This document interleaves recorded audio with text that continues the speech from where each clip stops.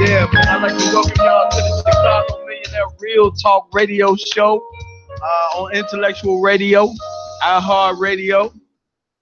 I'm in here with my man, Mississippi Slab. Yes, indeed. Mississippi Slab is in the house. Mississippi Slab, you mosquito dick sharp. How you doing, boy? Well, you know, I kind of keep it the way it is, you know. Okay. Keep it, you know, kind of low, you know what I'm saying? Somebody at Gatlin's missing the suit, ain't it? You bet you. You can bet your ass on that. That's my main man, boy. I tell you, man. You looking casket clean yourself. You know what I'm saying?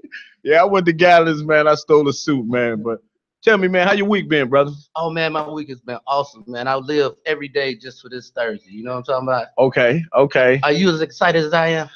Man, I couldn't even sleep last night, man. I thought it was Christmas, man, because it's ladies' night, and you know Thursday night is ladies' night around the world, right? So you see, I put my dick clothes on. I wanted to tell a story, man, of how me and Hollis became good friends. We went to Simeon together, and we had a teacher named Miss Sykes together, right? Yeah. And we sat next to each other in the front of the class for whatever reason we did that for. And it was a young lady that used to sit behind me all the time and flirt with me, right? and back then, she was mammoth, right? Yeah, she was thick. Yeah. She was, back then, to me, I was scared. I was like, oh, she thick as hell. But looking at her now, you know, I was like, man, I'd have cut that. But thinking back then, she used to always mess with me. So Hollis, being the comedian he is, Mississippi Slab, he like, man, she messing with you, Reed. Man, well, I'm going to count to 3. And when I count to 3, man, I want you to just move back, you know, move back real fast, right? Now, I'm thinking she messing with me. Tell her what else, Hollis. I say, look, she trying to fill on your ass. Now, look, here's the plan. I want you to catch her. When she do it, I'm going to wink, and you just push back in your seat. Real fast, right? Fast as you can. Yeah. Man, he told me to do that, man. I moved back real fast. She wasn't doing that at the class. Everybody was looking up. Miss Sykes was like, and knocked the whole row out.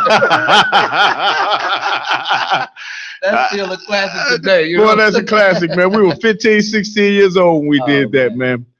Them were the good old days, man. And you know what? God has blessed us to still be here today. Well, and how about that? This has been a lifetime dream because of the fact that we did what we did in high school, you know, and now we're sitting right here live doing our thing. How about that? Man, I feel so blessed, man. And, you know, without further ado, you know I like the small talk, but I like to get into the real talk. Oh, yeah. I got 2 ladies here tonight, Alice and Adrian. Show that's going to be airing in Chicago. They taking over where Oprah left off. We want to bring them in. We want y'all to see what they're talking about. So without further ado, we're going to bring the ladies in. Let's get it cracking. Maestro. Bass man. Give it to me, bass man. Yeah. What's up, ladies? How y'all doing? Now, come on in. Now help me with that chair, man. Thank you. Alice, I want you to slide down, baby. I want you to slide right here. Okay. Yeah, you slide down in the middle. Oh, my phone's not going. Your mind isn't on you. I got my man on the bass, Derek Gibbs, back here, long-time friend. The man is cold-blooded. How you doing, Adrian? How you doing, Alice? How y'all doing? Wonderful. Thank you for having us. Man, I tell you what, I feel so excited to have y'all in here, man. You know, to have the Black empowerment movement going on here. Well, thank you. So tell me, what's going on? I understand that y'all got a new talk show that's going to air, you know, next month or so. Tell me a little bit about that. Well, we are coming out with a new show, and it's going to be called Adrian and Alice at the Peaberry Cafe.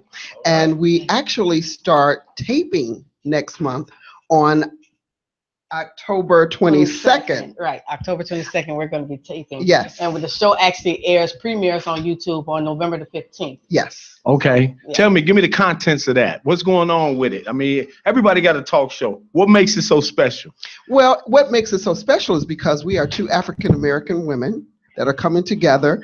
Alice is a businesswoman in her own rights, as well as myself with my daughter. We have our own business, and we just decided that there's so much negativity that is going on in Chicago and that's talked about Chicago, we decided to just show the positive things.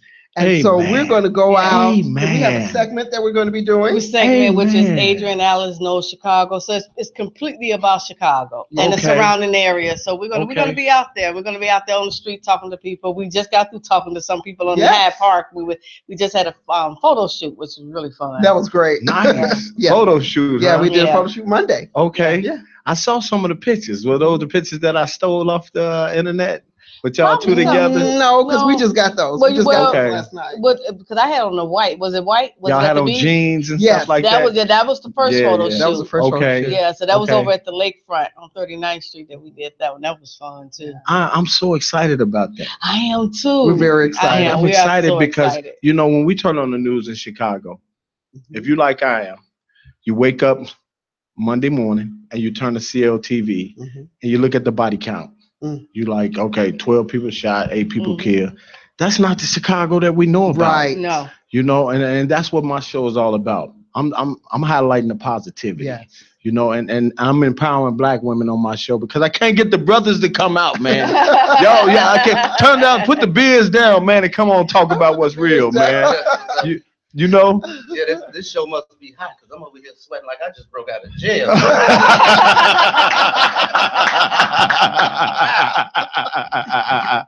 Well, hey, boy, I tell you what, if you just broke out of jail, then don't say it, man. We don't want the police here. We're in Broadview. You know they can get here with the quickness. Right.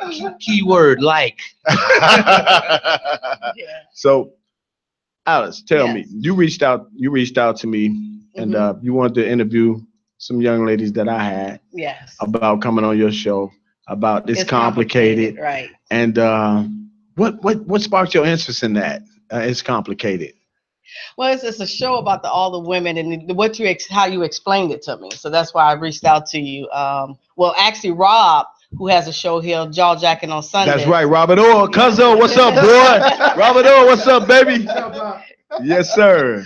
Yeah, so it was just interesting that you got the ladies together and they're career women and they're trying to get a relationship. So you don't see a show like that. So I'm kind of curious to see how it's going to turn out. Do you find that being a Black woman, it's a shortage? It's just not enough good men around for y'all. Do you see that being an issue there?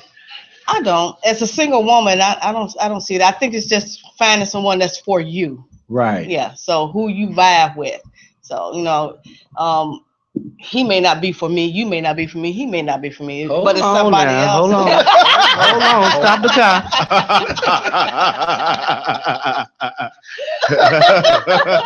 car. Okay, you get a do-over. But it's somebody out there for everyone. So I don't see that. I think I'm doing an article. I own Just Me magazine. Okay, yeah, get into that. Yeah, so I own Just Me magazine. It's a Black publication. Media, positive media. Yes, it is. And I'm doing a feature new article which is squeezing in a personal life. Okay. All right. So being an entrepreneur woman, a Black woman in the dominated man field, I guess you would say. Right. You know. And right. I want to know. I'm asking me a question. I got some pretty good answers back about relationship. Like one of the questions would be, I can ask you fellas and. No jokes, please. Okay, she said shoot. He said shoot. Okay, the first question is, would you be able to date a woman that made more than you?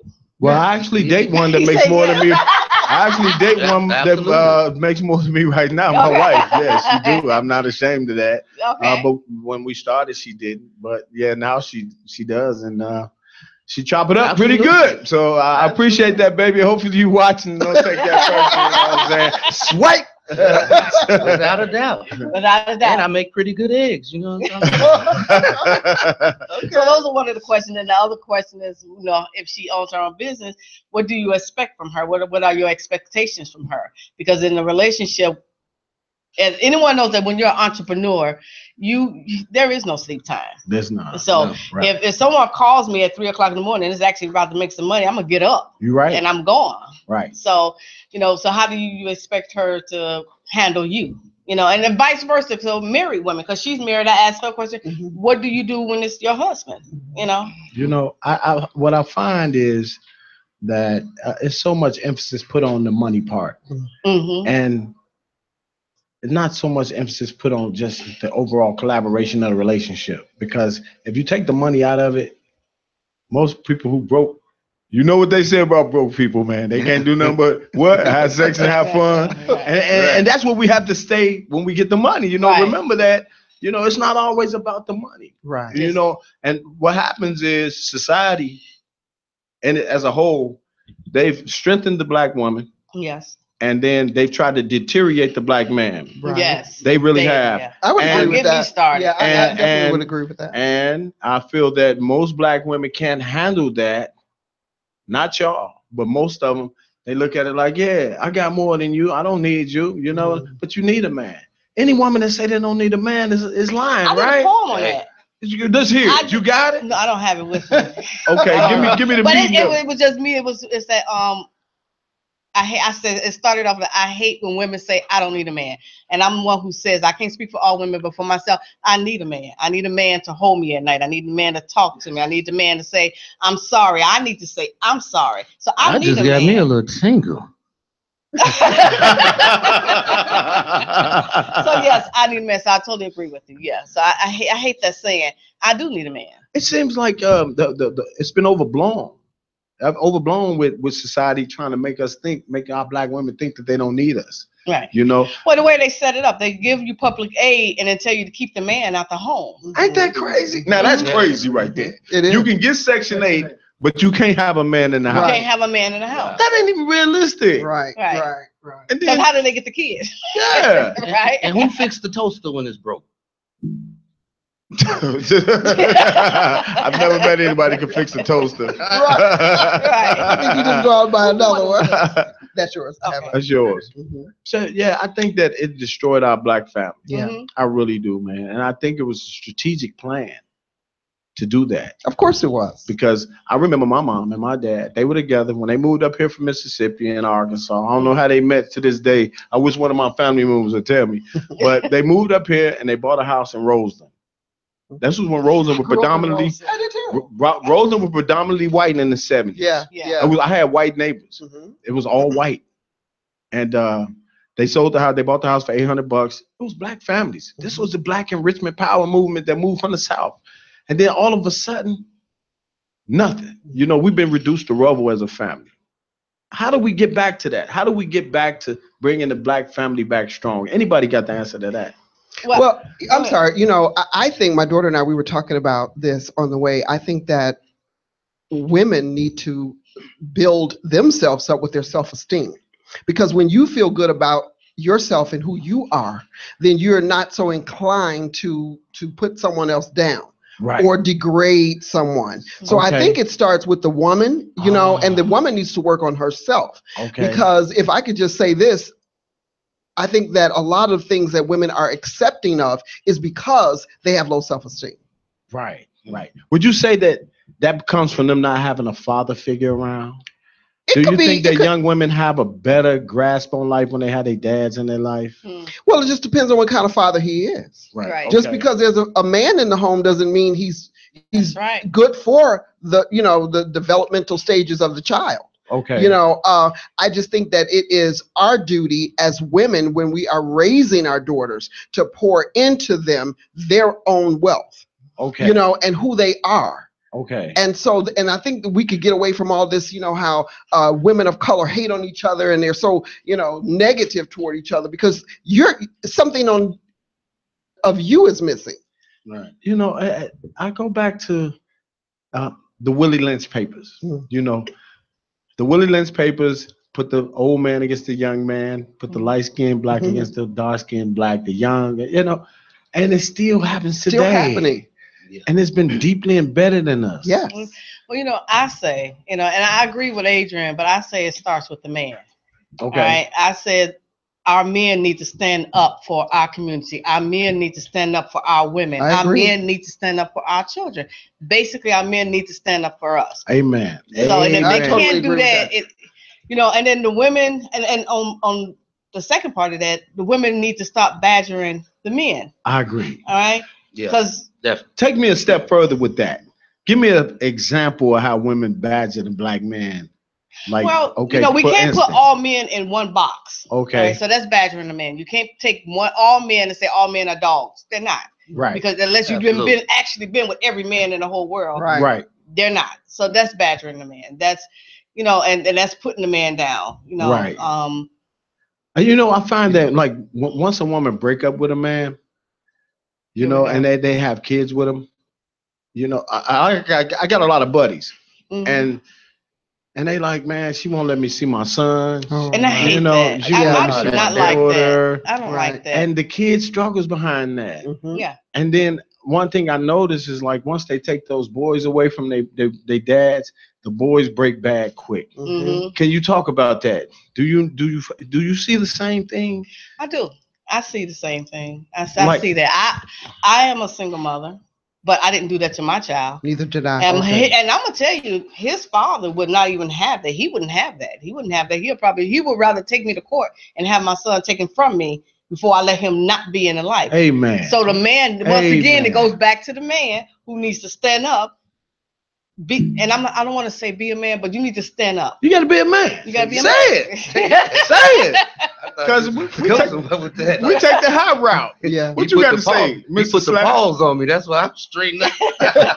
Because you know, brothers take the high road. They like, okay, she don't want to let me see my kid. Forget it. I'm out of here. I ain't got to deal with this. And then they go have some more. Yeah. Right. Yeah. But then they say men are dirty.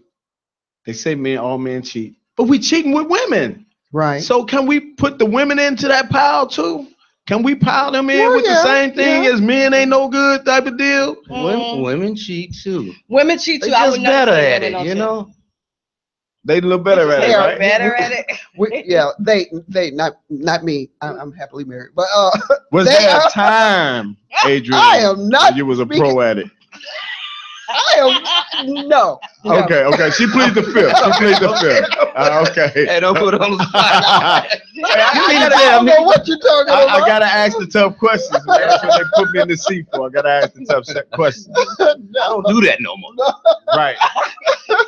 You know, they say marriage is an institution, and they say it's an institution for the blind because we go in blind, expecting these great things, but what people don't see is the work that go behind it. Oh, absolutely. Can you talk about that part? Can you talk about the marriage part and the longevity and what's important with that? It's a commitment. It's a lifetime commitment. You know, every day is not going to be rosy, and some days you may not even like each other, but you have to be committed to the love.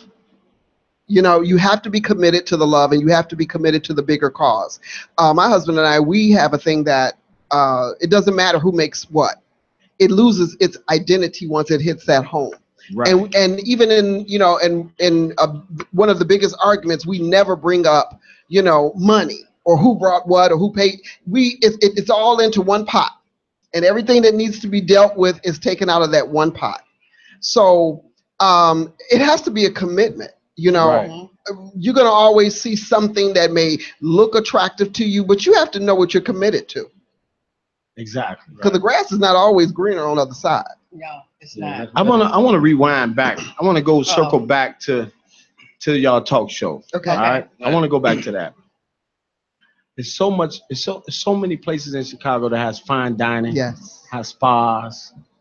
Talk about that. Talk about how Chicago people don't even see that part. Yeah. Yeah. You know, tell me about the restaurant, the hangout spots, all that good stuff that goes on behind the scenes. Well, we're definitely going to be able to do that because once we, you know, people begin to know what we are about, and it's all about, like Alice said, it's all about Chicago. We are going to bring the positivity back to Chicago. Yes, it has its negative pockets. Every city does, but we are planning to visit spas and restaurants and boutiques. We have a couple of boutiques that's going to be guests on our show. I talked to a young man today. He's a model. And so he's going to be on our show in November, and you're going to be on our show. Absolutely. And you're going to be talking about what you do. Reality show. And I just spoke with the young lady last night over at She Said event in Madison. She's a Black-owned entrepreneur who owns her own spa, and it's a wonderful. It's called Opulence. You ladies go over there. It's a nail spa. Right. You get your nails done. You can get a drink. pedicure. Oh man, that's my type of place right there. And the place is gorgeous. It is so they did a beautiful. really For the grown and great job. sexy. Yeah. Yes. Oh yes, for the grown and sexy. So Right. and we're gonna do a segment on her. Yes. Yeah. Okay. So Mississippi Slab. I can't wait. It's a lot of people asking where that name Slab came from. Mississippi Slab. Can you tell me and tell us Mississippi Slab. where did that name come from? Because I know your government name. Oh yeah, well, we went to high school together. Remember, you wrote my name on your paper. Yeah, and I failed the test any damn way. Boy, I tell you, boy. Hey, you could have got an F on your own. I gotta help him all. What's wrong with him? Hey, look, my family is from Mississippi. I love going to Mississippi. It's a wonderful state, and I really just like the name because when you say it, and then you see me, you go, now where do that come from, right? Right. I just generally just like the name because it was a great conversation piece. Okay. I mean, you can't even say it without smiling. Right. Try Mississippi it right now. Mississippi Slab.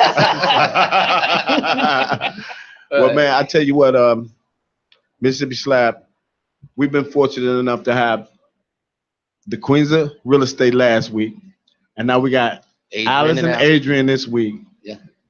I don't know where we can go from here, man. Oh, wow. You know, Up. Oh, that's that's where we're trying to go.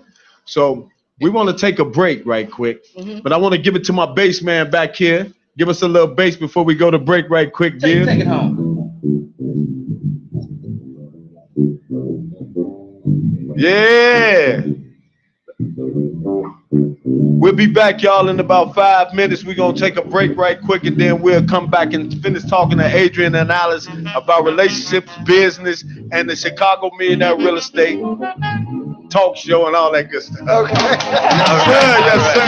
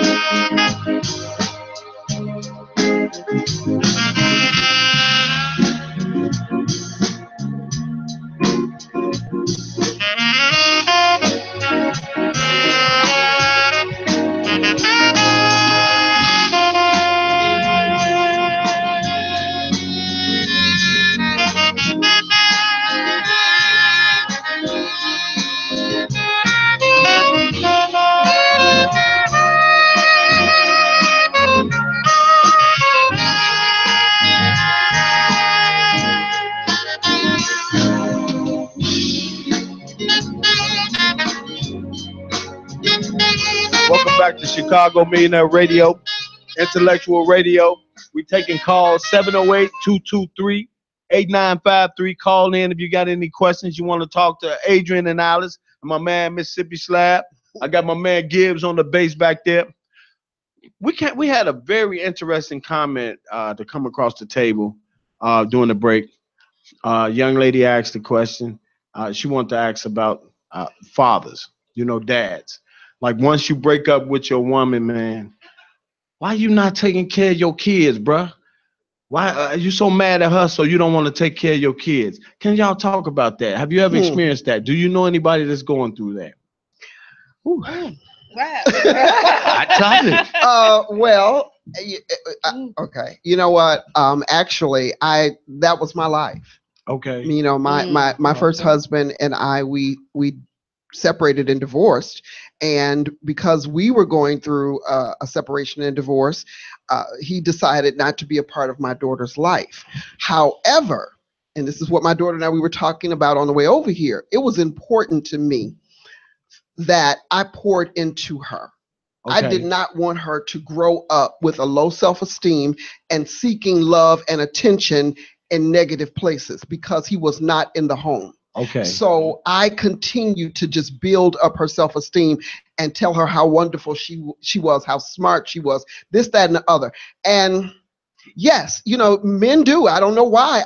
Because if you decide you divorce the woman or you're no longer involved in that relationship, you are committed to that child for the rest of your life. Right. Bottom line, the child still needs to eat. They still need guidance. They still need that love and attention. And just because your relationship with the mother no longer worked, you have absolutely no right to walk away from that child. I agree 1,000%. 1,000%. What you got, Alice? I don't know. I'm just single. But I am single, but you know what? I think it goes back to, again, what I said earlier, it goes back to the men. I think when men do that, they learn that behavior from some man that they know or that they grew up with and saw the same thing, so they feel they can do the same thing. Right. So it goes back to men, and the cycle really have to stop. You know, absolutely. When my mom and my dad, I had to be about 3 years old. I didn't see my dad then, you know, bless his soul, he's gone now, but I really didn't see my dad that often. I didn't see my dad. I saw my dad more right before he passed away, and I changed my life to come up here from Atlanta to take care of him than I did when I was younger, because he had so many women. He was doing the things that he wanted to do, you know. You know, that's true. I think that men think we're gonna live forever. And absolutely. And I'm speaking from a man's standpoint, and I've been married 22 years, and I'm a little changed now. But I remember before I was married, and I was a womanizer, and it was all about conquering women. It was all about how many women I could sleep with, and how many women I could say I nailed, and all of that stuff. Yep. And some men never grow out of that stuff. Never grow. You know, you in your 40s, man, you still trying to chase women and nail and all that. You know, you don't hear as much about AIDS. I got some guys that I hang out with and watch the game like, man, you don't even hear about AIDS no more. It's free now. We can go. We ready to roll now. No, dude, that stuff is still out here, man. They talking about, man, they planted that in our community, man. They ain't out here no more. Dude, it's still out here. Okay. You can believe that whatever you want to. And then, because I'll go one step further, and this might be a little bit more in depth, because black men have been known to be hung low and well endowed, society has put that pressure on them to dominate in that area. Only dominate what? Sexually. They want to dominate sexually. Most black men feel that their sexual prowess is in their pants, and they want to dominate in that area. And we don't put as much emphasis. Well, we talk about 1% of the men. I think it is. Oh, I'm talking about from what you got, Brother Gibbs. I think that was a very clever point that a lot of people probably missed. What is because a lot of black men has lost self-esteem as far as being CEOs and executives. Now that they've been like through the whole system of being like downcast and stuff, they can only revert to that. Right. Because they don't have a hierarchy role in the system of society that they really should have. Right. So that's how they think now. And if you listen to rap music. So you think that, saying that, so you thinking that like the men that go to the other race, that's the reason they do that? Because, you know, just from experience and the things that I've learned through the course of my life, there's a lot of emphasis put on the sexuality of black men and their sexual prowess and the gift that God has given them. Oh. Statistically. Okay. Okay. Well, you know what? I'm gonna tell you something. Statistically. Okay. It's a proven stat that. I'm gonna accept that because I'm not a man, so I'm gonna accept that. You're coming from a man. But Fair point of view, I might have statistically, to. in society, Mhm. people say that black men have the biggest prowess. Is that not a statistically proven fact? Well, I don't know. I'm not an expert in this. But I mean, in society. I am not an expert. But in Right, society, they say that. Go ahead, Gibbs. What you got? I'm not gonna speak on that. They do say that, but that's not the point of whether it's true Or not. Just because of the fact that they're taking their self-esteem to only think on that area. Right. That's why they're Okay, not I see where he's coming from. pursuing those hierarchy roles. Right. Okay, I can see Right. where he's coming from. And if you can hear it in our music, I mean, if you listen to the rap music and stuff today, I swear, all I want to do is pop pills and do drugs, man, and sleep with 100 different women. Oh yeah, Because that that's makes you all really they want to successful, do. don't it? Yeah, I mean, the rappers, man. At least when we came around, they were conscious rappers. Yeah. Right. And I'm not True. knocking these kids for getting their money, Mm-hmm. but it's the social content of being able to have a voice in our community that you spewing words of destruction. Well, this is what Absolutely. the executives I want them to do. totally agree with that. They want them to put the propaganda, the negative music into the head. And I was really shocked one day. I got in the car. My son was driving. He drove my car, and he listened to GC. I don't ever listen to that station. Ever do I ever listen to that station? But I got it. I couldn't believe on a free radio station you actually heard them saying some disgusting words in a rap song. Yeah. Can you give us an example? No. But This is GCI, intellectual radio. No. one thing that GCI have done, GCI has compromised the fabric Of the of black what- community. of I haven't we've listened to always GCI been in about. years. Yeah. Now, B103, I can go over there and still get my Herb Kent, even though Mhm. he ain't there. Right. You know, Oh, but Right. Right. but for the most part, I'm not knocking GCI. Right. They're our radio station. They powerful in the city of Chicago. But we have to be positive. We have to be conscious of the content that we give into our kids. And they're not. And you know what? The biggest problem for me is that the B word has become Commonplace. Oh, yeah. a term of endearment. Yeah. That Yeah. is so. It is so, It's so common that you can hear it on regular cable TV. and that's Right. terrible. Yeah. You know, it just irks me when I hear not only women refer to each other as that, but men refer to women as that. And, you know, coming from my generation, those were fighting words. Mm. You call a woman out of her name. What? You But can- now I got it's common all for me to women say, in my oh, this house. is my B. No, this is not my B. This is my girl. Right. You know, we cool, but she's never that. That. Right. Never. And I'm never that. I hear young girls do it all the time. I hate that. Well, I hate you it. hear older women say it too. Men refer to men as that. Boy, if you call a man that though, you might get into a fight. Yeah, you're gonna have to humble. You call a man I a didn't know that. B-I-T-C-H, I you did finna not know fight, that. man. I did not know that. But you know, Man, I didn't what? know that either. I found that some women use it for themselves and put the word bad in front of it. I'm Yeah. a bad. Right. Right. Stand Beyonce on it says and it in mean her it, you songs know? all the time. Right. But it should not be accepted. It should not. It should not be accepting. I'm Amen. sorry. It should. T-shirts, okay. Yeah. It's just. Well, I haven't seen the T-shirts. I got something caught at 2 for $5.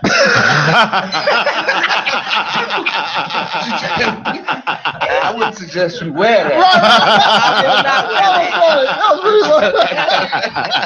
That was pretty funny. Yeah, I would not wear that T-shirt. No. You know, we're having a good time. You know, we're running out of time.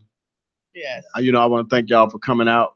But I want to give y'all another opportunity to talk about your show before we get up out of here. Okay. So tell me what's going on, what's the name of it, where it is again, how we doing it. Go. Okay. Adrian and Alice at the Peaberry Cafe. We will begin taping October the 22nd, and it will air November the 15th. Yeah. We are taping on 35th and King Drive. King Drive. It's 3429 South King Drive. If you're interested in tickets to come to us live taping, just contact us through our Facebook page or our Instagram page. Make sure you follow us on YouTube so you'll be up to date of the episodes. What's the Facebook page and the YouTube and all? What's all the of page? it is Adrian and Alice. Okay. Every last one of them, Adrian and Alice. That's it. You all have a phone number? Do you want anybody to contact you directly? You got a number where you can be reached, or you No, go social media? You know, we do have a phone number, but I don't know it. That's 588-2300 Empire. I just want to ask a question real quick. Go. What part of Roseland did you grow up in? You too? Because I grew up in Roseland too, 113th Street, across the street from the Rosen Theater, and then they switched it over to a little nasty thing. Okay, yeah, I remember that. I grew up on 102nd. I grew up on 102nd and LaSalle, 10221 South LaSalle. I was at 10216 Princeton. Right, yeah, I was right there. You know, I was there when I went to Simeon though. My mom wasn't going over there, but I was over there when it was like 10 liquor stores between Wentworth and State. I remember that. And man, I'm talking about it was gang affiliate, drug and oh my lord, that's another show though. That's another show. My block, man, it was crackhead, man. That's a whole nother show. I went to Julian. Right. You went to Julian. Where'd you go? Harlan. Harlan. That's when all my sisters went to Harlan. Yeah. If I'd have went to Harlan, I'd have been an all-American boy. You are all-American. Just in radio now. You grew up in Roseland too? No, not at all. I grew up in Rockwell Gardens in the real project. What's Rockwell Gardens? West Side. Oh, I know about Rockwell. Oh yeah. Man, I wanted to go to Carver. My mom would not let me go out there. Carver? I wanted to go to Carver. All my friends went to Carver. I wanted to go to Carver. That's another show. Boy, them the ones that went in my pocket off when I was on the bus. Man. But man, I want to thank y'all for coming out, man, and talking about everything that's going on. I'm looking forward to being on y'all's show next time and bringing my girls from Miss Complicated on their show. Man, we gonna keep this ball rolling. Man, thank y'all for coming, man. God has been really good. Thank Intellectual Radio, Chicago Millionaires in the building, Adrian and Alice, Mississippi Slab. Give us something, man. Earl, where we going, baby? Take it home. Are you ready? All right, ladies, man, we'll see y'all. Thank y'all for coming out. Thank you so much. I really appreciate it. Give me some too, Alex. Give me some too. All right, come on. Hey, Jay, y'all ready, y'all. You know, this is the part of the whole Chicago Millionaire dream. You know what I'm saying? Hey, we got Jennifer Hudson in the building. She leaving right now.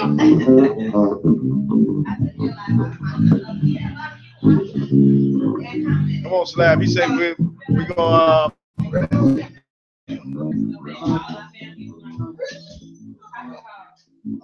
right, thank you very much. Thank y'all so much, man. Bye, Earl. See you next week. It's nice meeting you guys. Hey, y'all the real MVP. Oh yeah, no doubt about it.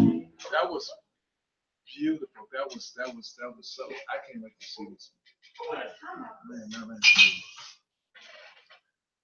We back on Intellectual Radio again. I'm here with my man Mississippi Slab. We just had Adrian and Alice here talking about they new venture, having a talk show. Alice, this thing is heating up, man. What you think, bro? Oh man, this is awesome. One of them ladies is fabulous. They were fabulous, man, but not only were that, they were fine, bro. Yeah, absolutely. And not only that, Rob,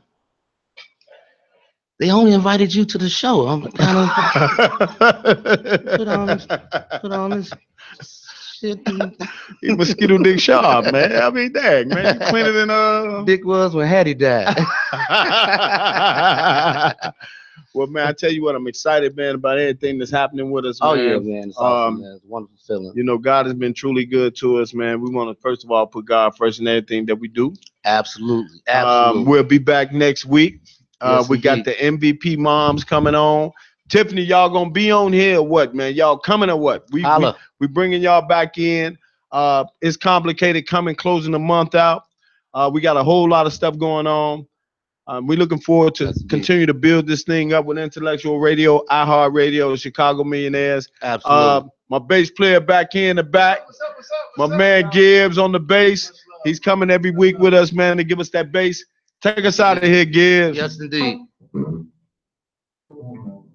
We out of here, man. We thank y'all for watching. Oh, Chicago Millionaires. Peace. We love y'all. Intellectual Radio. Intellectual Radio. All right. Peace. All right, my brother. Yes, sir. Yes, sir. Yes, sir. Yes, sir.